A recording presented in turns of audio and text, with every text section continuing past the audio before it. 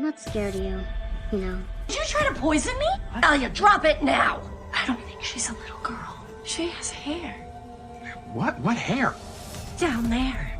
Children don't know how to manipulate like this, Michael. I get the tantrum. No, no, no! I want to go to me now! The whole running thing? I mean, what was that? I want you to say the truth. Lie again.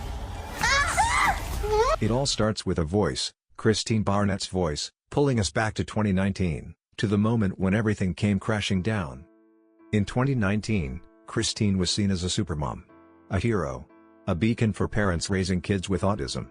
We first meet her at one of her book tour events, giving a powerful, heartfelt speech about parenting. She's radiant. Confident. Commanding the room. Christine is a mother of 4. But only 3 of her children are present. Still, she's captivating. That is, until the police arrive. In a matter of seconds, the room shifts. Officers walk up and arrest Christine, for child neglect, abandonment of a dependent, and conspiracy to commit neglect. It's chaos. As she's dragged away, she screams out, blaming her husband, and claiming that someone tried to kill her. We flash back to 2010. This is where it all begins. Christine and her husband, Michael, are grieving after a failed adoption. She throws herself into building her kindergarten from the ground up. Michael, on the other hand, withdraws into himself, stuck in disappointment. The strain begins to show. They start drifting apart. Still, Christine tells no one. Not even Valika, a mother from her daycare. She keeps up appearances, smiling through the silence, telling everyone, "We're fine." Michael doesn't feel the same. He thinks Christine moved on too quickly. He feels jealous of the bond between her and their son, Jake. And even though things get tense between them, Christine holds on to hope they'll pull through. Then comes the call. An urgent case from the adoption agency, a 7-year-old girl with dwarfism, named Natalia. Her first adoptive family returned her, and now she's at risk of going into foster care. They have just 24 hours to decide. Christine doesn't hesitate. She races to Michael's office, passionate and persuasive. "This could be our second chance," she tells him. And he agrees. Soon after, they're on a plane to San Francisco. The moment they meet Natalia, they fall in love. But there's a complication. The agency asks them to refund the previous family's payment for Natalia's surgery. Red flags start popping up, no follow-up checks, no contact with the former family. But the Barnetts ignore them, choosing love over logic. They use Christine's daycare savings to pay the bill and bring Natalia home. On the way, they stop at a beach restaurant. Natalia has her first tantrum when Christine asks her to finish her pancakes before playing with the boys. It's unsettling, but they chalk it up to transition blues. Back home, Natalia doesn't immediately bond with Christine. But with Michael? They're inseparable by the end of the first day. Then comes tantrum number 2, Christine insists on bathing her. Natalia refuses. She wants Michael. Then she lashes out, pushing Christine and saying, "You're not my real mom." It stings. But Christine rationalizes, Natalia just needs time. Michael urges her to be patient. And slowly, the adoption seems to bring them closer. But the next morning brings more tension. Natalia scribbles over Jake's math equations on the window. Christine gently corrects her. Later, Jake reveals that Michael snuck Natalia snacks after she refused dinner. Christine confronts him. As they argue, Christine notices something chilling. Natalia is smirking. Michael goes to work. Christine stays home and gets a call. Her check didn't clear after paying for Natalia's surgery. Her daycare opens next week. A reporter is coming. She needs funding. Michael says to wait for his paycheck. But it'll be too late. Desperate, Christine turns to Valika, who had offered to help. Then comes the daycare opening. Natalia refuses to wear the dress Christine picked. She tries to help in the kitchen, but Christine, worried, stops her from using a knife. When she grabs Natalia's hand, Natalia screams, just as Michael walks in. He doesn't believe Christine when she says she was trying to protect her. Michael comforts Natalia. He tells her, "Christine means well. She loves you." Later, during Christine's speech, Natalia interrupts, asking for help with her dress. She apologizes. Christine pulls her in for a hug. The audience melts.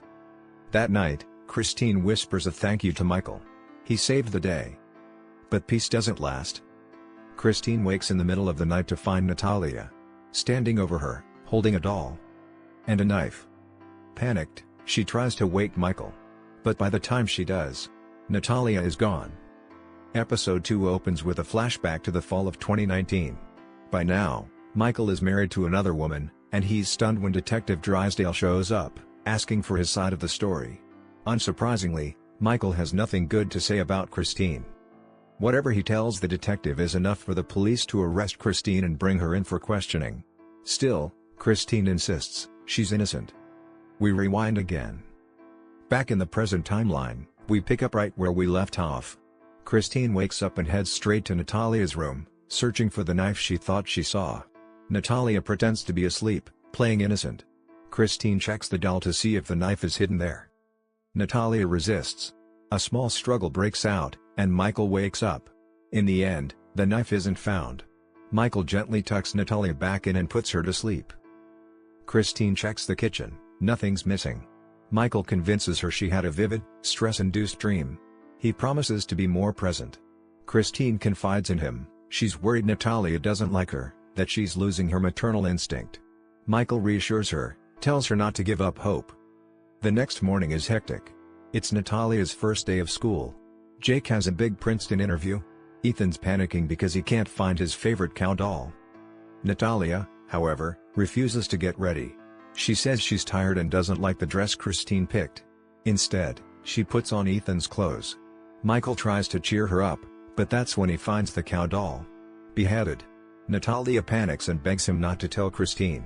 He encourages her to be brave and come clean herself. Eventually, after a difficult morning, they get everyone out the door.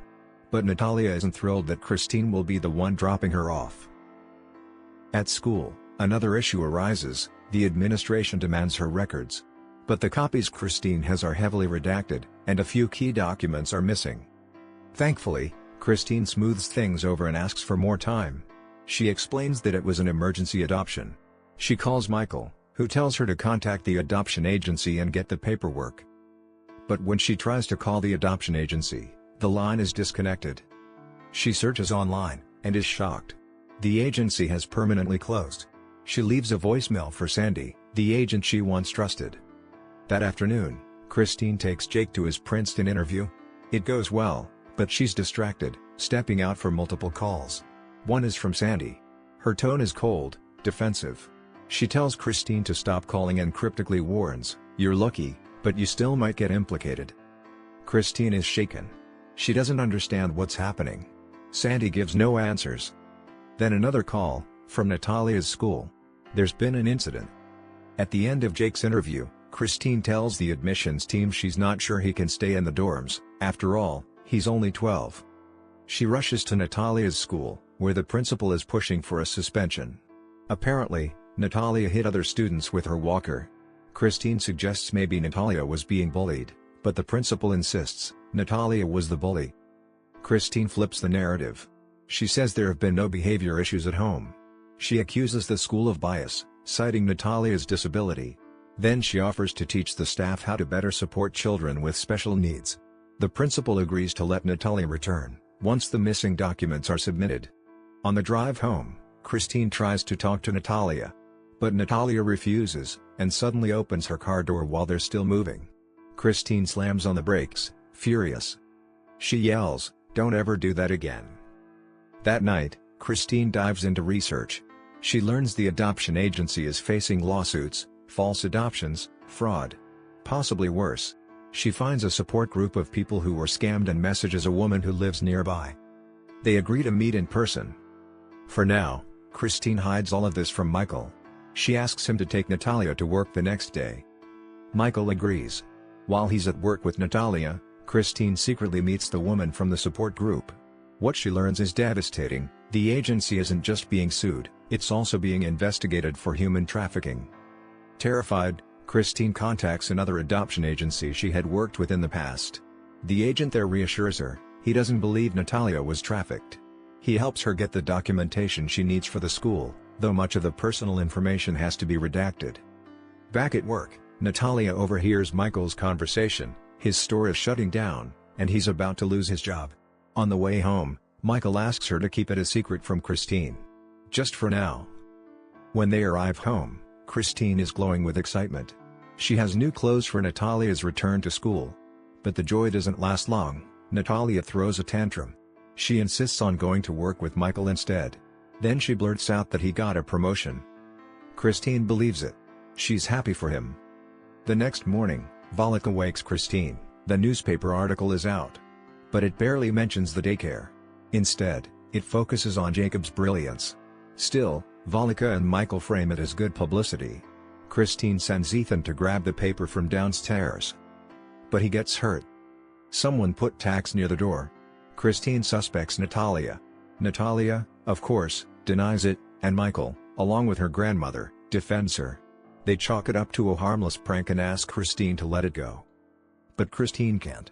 She searches Natalia's room and finds what she feared, a beheaded doll, and a knife. She calls out to Natalia and finds her in the bathroom. What she sees stops her cold. Natalia has pubic hair. Christine quickly steps back, stunned. Natalia kicks her out of the bathroom. Christine tells Michael what she saw, and her growing fear. Natalia is not a little girl. Episode 3 opens with the media buzzing over Christine's arrest. Meanwhile, she returns to the motel where her son is waiting. They've been watching the news, both clearly shaken. Christine reassures him, it's all lies. She believes their father gave the police fake evidence to punish her. She suspects Michael took a deal. But that's not what happened. We flash back to 2010. Christine has just discovered Natalia's pubic hair. She and Michael rush her to their pediatrician, Dr. Steve. After a physical exam, Steve offers referrals for further hormone testing. He also mentions something unexpected: Natalia needs surgery. The Barnetts are confused. They thought she already had the surgery. That's when Christine comes clean. She's been hiding the legal battle against the adoption agency. Michael is stunned. Angry. He accuses Christine of keeping secrets. But deep down, he doesn't want to lose Natalia. Christine insists something's not right. She's convinced that First Path lied about Natalia's age. Steve agrees to help by connecting them with specialists. The next few months are a whirlwind. Christine drags Natalia from doctor to doctor, desperate for answers. But because of Natalia's dwarfism, none of the tests can accurately determine her age. And Natalia? She grows more hostile by the day. At one point, she and Michael visit a therapist. The therapist suggests Natalia may have reactive attachment disorder, a condition common in adopted children. She recommends that they treat Natalia like an infant. Christine is stunned. An infant? In her heart, she's starting to believe Natalia is a sociopath. But that diagnosis requires age confirmation, and no one knows how old Natalia actually is. As Christine builds a website to expose the agency, Michael tries to follow the therapist's advice. He starts treating Natalia like a baby. Christine's mother advises her to fix her family before trying to fix the world. Meanwhile, Michael keeps postponing the truth about his job. He's been retrenched, but Christine still doesn't know. Christine takes matters into her own hands and reaches out to Homeland Security for Natalia's original birth certificate. Just then, she gets a call, an invitation to do a TV interview. She agrees. While cleaning the house, Christine stumbles upon a disturbing clue: bloody socks hidden in Natalia's room. The realization hits her: Natalia has already started her period. She picks up Natalia from school. On the way home, Christine tries to gently talk to Natalia about her period. Natalia gets defensive, then aggressive. She grabs Christine's face while she's driving. They nearly crash, but Christine only hits the mailbox. Later, she tells Michael what happened. He doesn't fully believe her. That night at Volika's, Christine vents. Volika tells her about a movie she once saw, about a family with a similar situation. She also mentions a former military therapist who works with troubled teens. He uses a tough love approach and trains parents to do the same. Christine agrees to look him up. The next day, Christine and Jake go on TV. During the segment, she notices something shocking: Natalia left a bloody sock on the set. That evening, Michael brings Natalia home. Christine confronts her, but once again, Natalia plays innocent. She flips the moment, making it look like Christine is the aggressor. Michael takes Natalia's side. Frustrated, Christine accuses him of being blind to the girl's manipulation. The next day, Christine visits the tough love therapist's website. She starts applying his strategies at home. Natalia retaliates. She exposes Michael's secret: he's been unemployed for 3 months. Then, she pretends to be doing her chores, but secretly sprays cleaning fluid into Christine's coffee. Once again, Michael defends her. That night, Christine shows him the documents from Homeland Security. According to them, Natalia is 9 years old, but the photo is of a different child. Even more disturbing, the document lists Natalia's former family's address.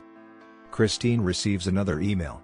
She and Jake have been invited for another interview, this time, close to Natalia's former home. She takes the chance. Without warning, Christine shows up at the former mother's house. The woman is terrified, hesitant to speak. But under pressure, she finally opens up.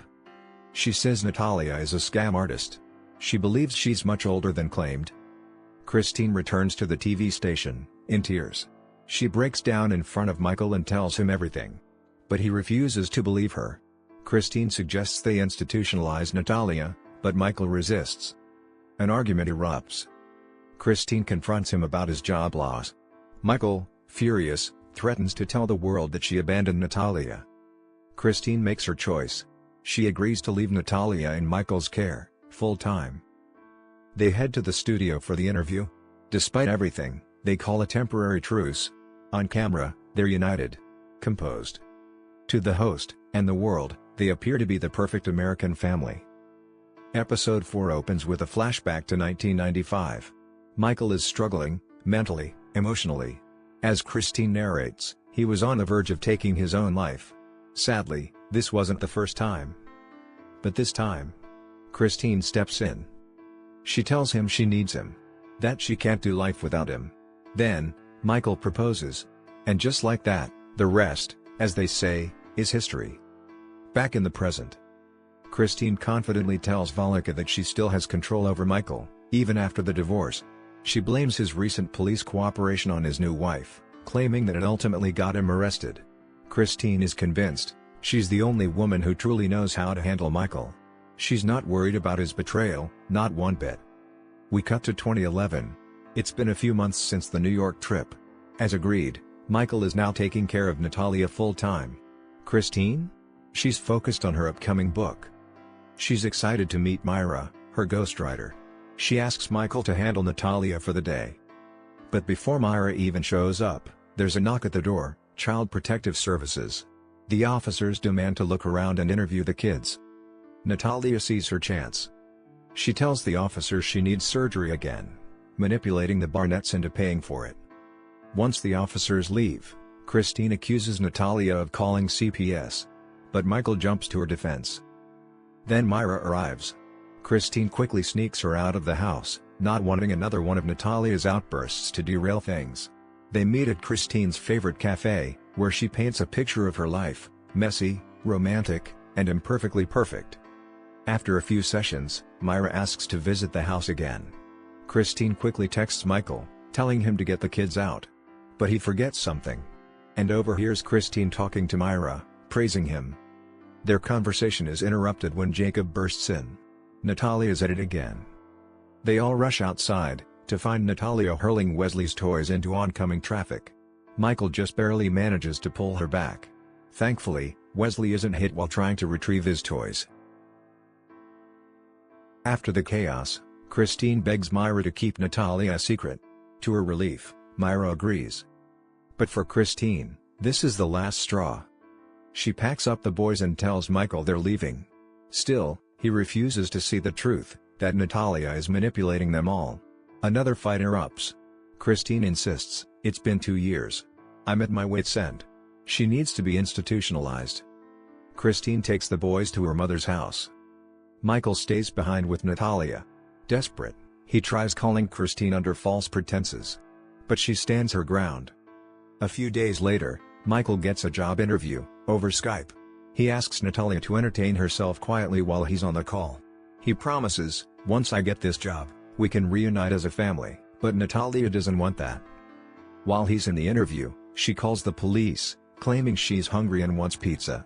When Michael confronts her afterward, she confesses. She sabotaged the interview on purpose. She looks him dead in the eyes and says, I want you all to die. It finally clicks. Christine was right. The next day, Michael brings Natalia to visit Christine and the boys. He can't leave her alone. Christine tries to talk to Natalia, gently offering a way forward. But Natalia grows defensive. As they argue, Natalia lashes out and shoves Christine straight into the electric fence. Christine lies to the paramedics. Says she fell. But they can't keep hiding the truth, not forever. Michael and Christine agree, it's time to institutionalize Natalia. This time, Michael is fully on board. They reconcile, finally on the same page. That night, they bring the boys home. But they can't get Natalia into a hospital right away. So, they improvise, clearing out the garage and setting her up there for the night. They monitor her with a baby monitor, give her everything she needs, and tell themselves, it's just one night. But Natalia's screams disturb the neighbors, who call the police.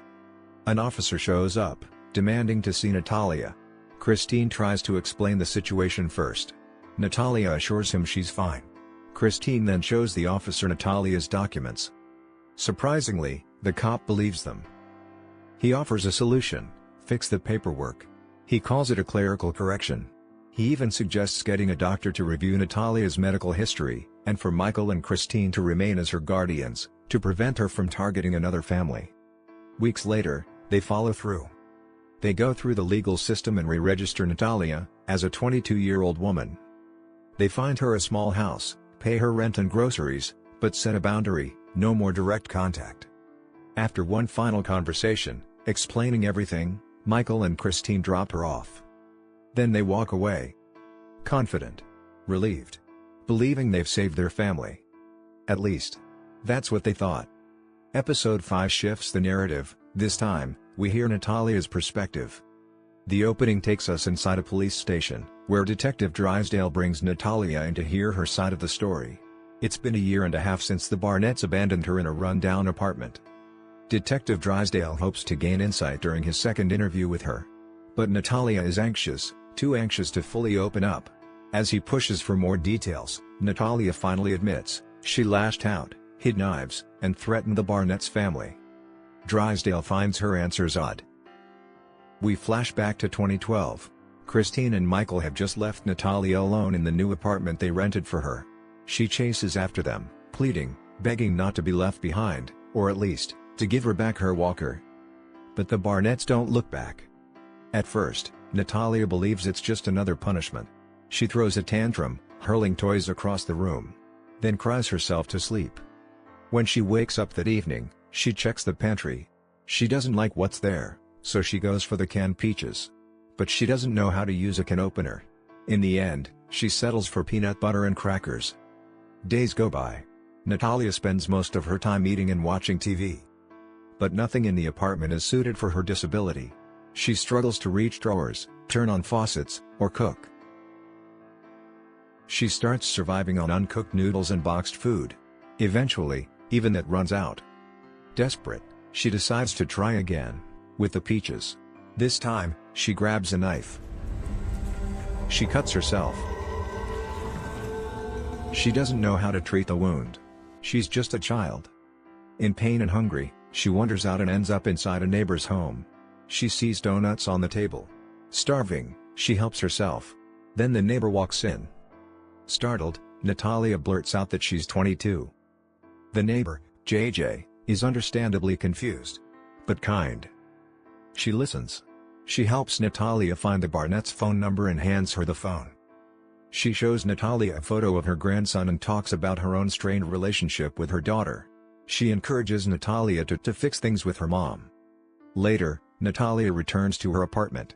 She turns on the TV, and there's Christine, giving an interview. She says no parent should ever give up on a child. She promotes her new book, claiming it's meant to help families. Natalia is moved. Inspired. The next day, she heads to the library to get the book. But the librarian is skeptical when Natalia claims she's 22 and that Christine is her mother. Things spiral. Natalia doesn't have money for the book. So she steals it. She flips through the pages, and breaks down. She's been cropped out of every family photo. In a quiet rage, she takes a pencil and blacks them out. Then she cries. Over the next few days, things only get worse. One morning, Michael drops by to restock the kitchen. He scolds her, "The place looks like a pigsty." Natalia begs him to take her home. He refuses. Blames her for everything. He confronts her about the library incident and the lies she told. Then he sees the book, the photos she blacked out, and calls her a liar. Natalia pleads again. But Michael won't budge. "You're not a child," he tells her. "Get your act together." His words hit hard. Over the next few days, Natalia starts cleaning. She tidies the apartment. She tries to clean herself up. It's hard, she still can't open the faucets properly, but she does her best. When she's ready, she goes to JJ's house to borrow the phone again. This time, JJ's grandson, Keaton, is home for the holidays. JJ hands her the phone, but the number is out of service. JJ excuses herself to nap after a long shift. Keaton watches Natalia. Then he says, "Why call? Just go visit them." He offers to take her on the bus. Natalia spots her old house. She tells the driver to stop. She convinces Keaton to come with her. Hungry and tired, he agrees, especially when she promises snacks. But when they arrive, there's a giant for sale sign on the lawn. Natalia spots Volika, and asks where the Barnetts are. Volika snaps. She blames Natalia for everything. Keaton, confused and overwhelmed, says Natalia lured him there. Volika drives them both home. At JJ's house, Natalia gets an earful. JJ doesn't hold back. Natalia apologizes over and over, but the damage is done. The neighbors have turned against her. Back at her apartment, Natalia breaks down. She prays. "God, please help me be good." The next morning, Christine shows up. The neighbors want Natalia gone. And Christine isn't thrilled either. On the way to a new apartment, Christine shows her a new school. She wants Natalia to get her GED, and stop depending on them.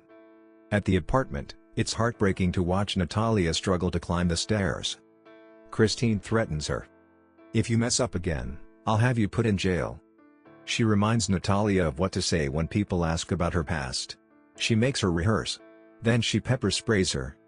The episode ends with Natalia sitting quietly in her GED class. She's writing her first essay. The title? The Story of Who I Am. Comment part 2 for the continuation and don't forget to like and subscribe.